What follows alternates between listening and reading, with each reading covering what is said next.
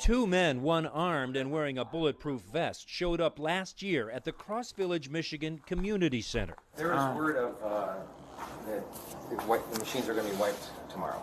Yeah. So I was contracted. I was from like the Department of Defense contact. I'm here and on the hard drive. Newly elected elections clerk Diana Keller said it was scary. I was actually terrified, to be honest with you. I wasn't sure who they were. Is this a legit thing I'm doing for you? Yes, ma'am, it is legitimate. Okay. We've never put you in a position like that. And did I hear correctly, they said that they were on some sort of mission from the Department of Defense? Yes.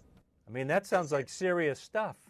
Yeah, absolutely. Their mission to copy 2020 election data from a voting machine in an attempt to investigate baseless claims of voter fraud.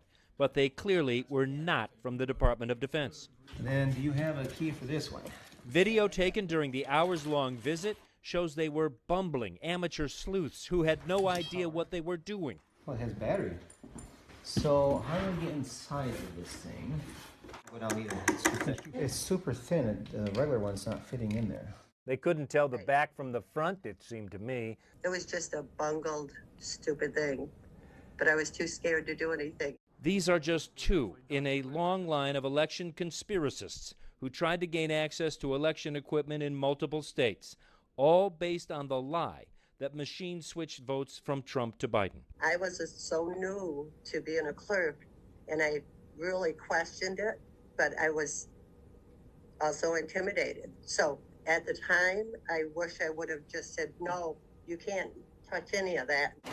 Across the country, scores of brand new election officials like Keller will run voting in midterms. That's partly due to a mass exodus of election officials, both Democrats and Republicans, who've been relentlessly threatened and harassed by Trump supporters. Matt Masterson used to run election security for the Department of Homeland Security. It's not worth a county salary or state salary to have the lives of you and your family threatened, and they're walking away.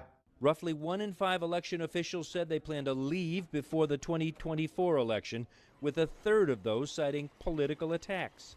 They're likely to be replaced by people that don't have nearly the same experience. And we're in an environment where every mistake is an opportunity for spreaders of misinformation to further undermine confidence in the system.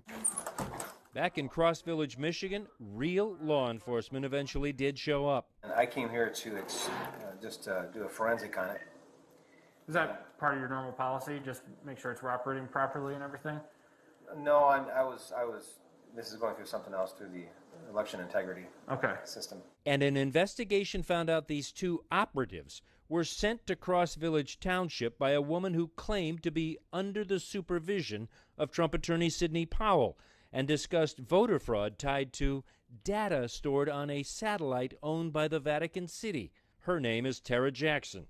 She's not returned our calls, but in this recorded police interview said this. This is a nonpartisan issue. However, if you voted for Biden, you're an idiot. In February, she pleaded guilty to a reduced charge of disturbing the peace. No one else was charged. These guys wouldn't answer CNN's questions. Now that you've found out about the group behind this and what they were trying to prove, how do you feel about this in connection with national politics? I am sorry that it's happening to people. As far as new clerks go, take all the training you can, because they train you about how to handle people in situations like that now. Yeah, but I bet you didn't think that'd be part of your job. I never did, not in a small township. Drew Griffin, CNN, Atlanta.